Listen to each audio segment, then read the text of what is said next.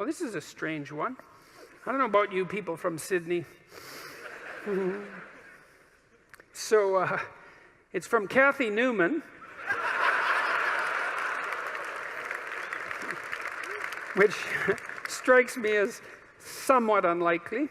And it's got 164 upvotes, which is quite a few upvotes. It hurt when you destroyed me on ABC.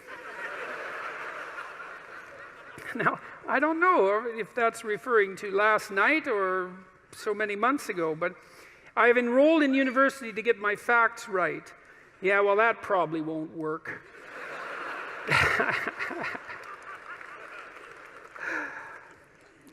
Thank you for enlightening my soul. The burns are still healing. Yeah, well, it's not exactly a question. It's 4 sentences that are quite the strange combination. I would say something about the burns are still healing. You know, I mean, Nietzsche said that you could tell much about a man's character by how much truth he could tolerate, which is very interesting. You know, there's an idea in the great Western tradition that the truth is the way and the path of life, and that no one comes to the Father except through the truth. And I believe that to be the case, because I don't think that you can manifest who you are without the truth. And so I think it's literally and metaphorically truth, that the pathway to who you could be if you were completely who you were is through the truth. And I would say, and so the truth does set you free, but the problem is that it destroys everything that isn't worthy in you as it sets you free, and that's a process of burning. And it's painful, because you cling to what you shouldn't be, partly out of pride and partly out of ignorance and partly out of laziness, and so then you encounter something true, and you all know this perfectly well, because when was the last time that you learned something important that wasn't a blow of some sort, you know? And it's often you look back at your life and you think, oh God, I really learned something there. I wouldn't want to do that again, but it really changed my life. I mean, sometimes it can really destroy you, you know, an encounter with the truth, and you never really recover. But now and then something comes along and straightens you out, and a lot of you has to go. A lot of you has to burn away, you know, and I suppose in some sense the idea is that everything about you that isn't worthy is to be put into the flames. And that's another reason to be not so casual about claiming what you believe, because it isn't something that you undertake without due caution. You know, I learned when I was a kid, about 25 or so, a little older than a kid, that almost everything that I said was one form of lie or another. And I wasn't any worse, I would say, than the people that I was associating with, or any better. And the lies were manifold, you know. They were attempts to win arguments for the sake of winning the argument. That might be one. Attempts to indicate my intellectual prowess when there were competitions of that sort. Maybe just the sheer pleasure of engaging in an intellectual argument and winning. My inability to distinguish between ideas that I had read and incorporated because I had read, but hadn't realized that I hadn't yet earned the right to use, all of that.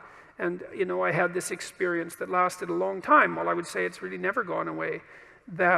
And I think this was the awakening of my conscience, essentially. And I didn't realize this until much later, when I was reading Socrates' Apology. This voice, for lack of a better word, made itself manifest inside me, and it said every time I said something that wasn't true, and that's usually what it said. That's not true. You don't believe that. or there was a sensation that was associated with it. I don't think this is that uncommon, you know.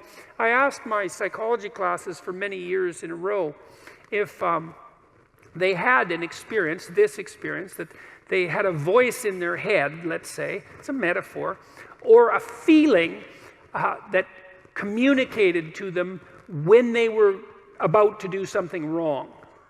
And it was universally the case that people agreed with one of those statements or another. And the other thing I would ask is, well, do you always listen to it? And of course the answer to that was definitely no.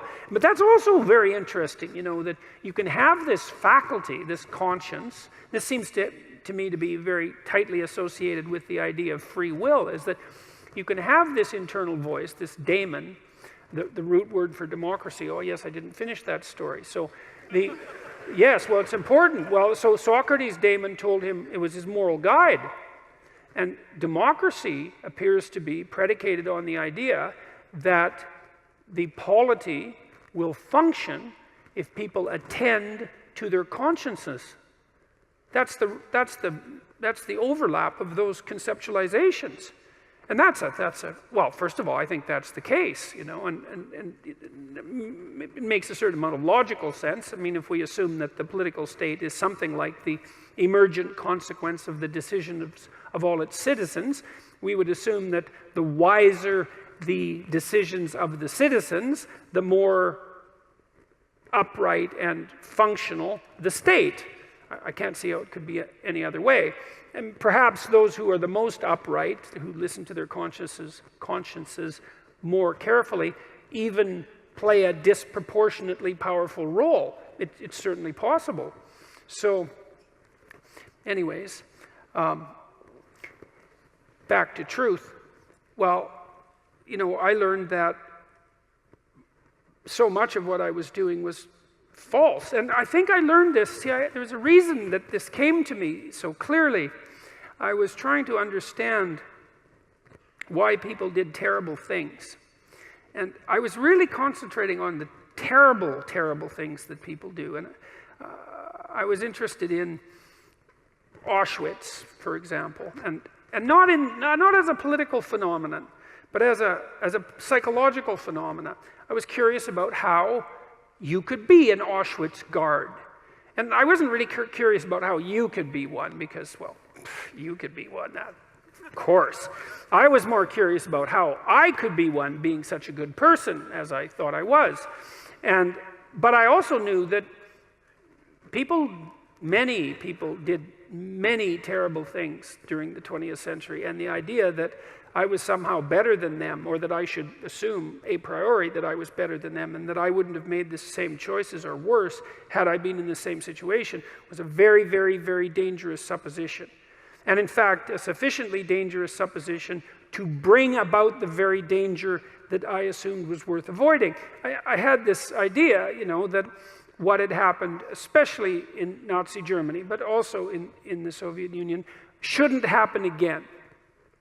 That what we needed to do, because of what happened in the 20th century, especially because we also managed to create hydrogen bombs, that we had become so technologically powerful that there wasn't time for that anymore, that time for that was over, and that we really needed to understand why it happened, and that perhaps we could go deep enough in that understanding, which is, I think, what happens when you go deep into understanding, so that you could stop it. Because if you understand a problem, maybe you can solve it, you know, and at least in part, I came to believe that the problem was, as Solzhenitsyn said, that the problem is that the line between good and evil runs down every human heart. And I was reading Jung at the same time, you know, and he believed that the human soul was a tree whose roots grew all the way to hell, and believed also that in the full investigation of the shadow, which was the dark side of the human psyche, was that it was bottomless, essentially, that it was like an experience of hell. And that also struck me as true. And that the way to stop those sorts of things from happening was to stop yourself from being the sort of person who would do it, who would even start to do it. Because the other thing you learn when you learn about atrocities of that sort, you could read Ordinary Men, by the way, which is an unbelievably great study of exactly this sort of phenomenon. It's on my book list on my website. It's about a group of German policemen who were turned into brutal murderers over a period of months when they went into Poland after the Germans had marched through. And they were just ordinary middle-class men. And they weren't forced into this by their leadership, by the way, either, which is one of the things that makes the book so interesting. So for me, it was a matter of understanding that if we want this sort of thing to not happen anymore, then we have to start to become the sort of people who wouldn't do it, which seems rather self-evident, all things considered, unless, you believe that we're the pawns of social forces, for example, like the Marxists do. And I don't believe that, because we're also the creator of social forces. And we're also capable of standing up to social forces, because I would say the individual is more powerful than the social force, all things considered. Interestingly enough, that the way to stop such things from happening, the way to remember properly, is to understand that you could do it, that you could do those terrible things, because the people who did them were like you, and that the way out of that is to stop being like that. And the way you stop being like that is, well, at least in part, by ceasing to tell yourself lies that you don't believe in, and that you shouldn't act out. And, and that's made a huge difference in my life, for better or for worse. I mean, it was a very uncanny experience, I would say, because it's very discombobulating to experience yourself as fragmented enough so that much of what you do and say is actually false. It's a lot of work to clean that up, a lot. But the consequences are, in principle, worthwhile. And so that was part of what understanding that was part of what drove me towards clinical psychology, say, and away from political science and law and from politics in general, because I started to believe that, and I think this is the great Western idea, which people were quite irritated about, by the way, on Q&A last night as well, that the proper route forward for the redemption of the individual and for mankind as a whole is as a consequence of the redemption of each individual. And I truly believe that. And I believe that that occurs as a consequence of adherence to the truth and courage in the face of being. That's rule one, right? To stand up straight with your shoulders back, is to take on the onslaught and to enter the contentious ring and to do more than your best, because your best isn't enough, because your best isn't as good as you could be. You have to push yourself past that.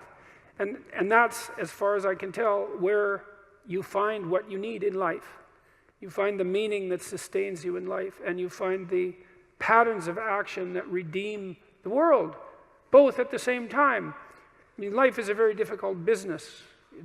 It's fatal, and it's full of suffering, and it's full of betrayal and malevolence. There's nothing about it that's trivial. It's all profound. And in order to find your way through all of that capacity for hellish experience, let's say, you need to develop a relationship with something that's profound. And you have that capacity. And what could be more profound than the truth? And what would you rather have on your side? And you might say, well, that's obvious, and of course everyone should do that. And then you need to know why you don't. And the answer is, well, sort of encapsulated in this first amusing question, Thank you for enlightening my soul. The burns are still healing. It's like, well, there's no shortage of dead wood to burn off. And And there's no shortage of pain when the dead wood burns off. And that's what makes people afraid of the truth. You know, maybe that's why Moses encountered God in a burning bush. Who the hell knows? But there's something about that idea that seems to me to be the case. And so, what's the decision that you make? You know, you decide to believe. You know, it's a risk, an existential risk. It's an act of faith. You believe that the truth can set you free. You believe that people have an intrinsic divinity about their soul. You decide that you're going to live in that manner and that you're going to let everything about yourself that isn't worthy of that goal die. And that might be almost everything that you are. And that's a terrible thing to contemplate. The only thing that's worse, I would say, is the alternative. Because the alternative is the sorts of hells that we managed to produce around us and that we produced with particular expertise during the totalitarian regimes of the 20th century. And it would be a good thing if we decided collectively and individually not to go back there again. Thank you.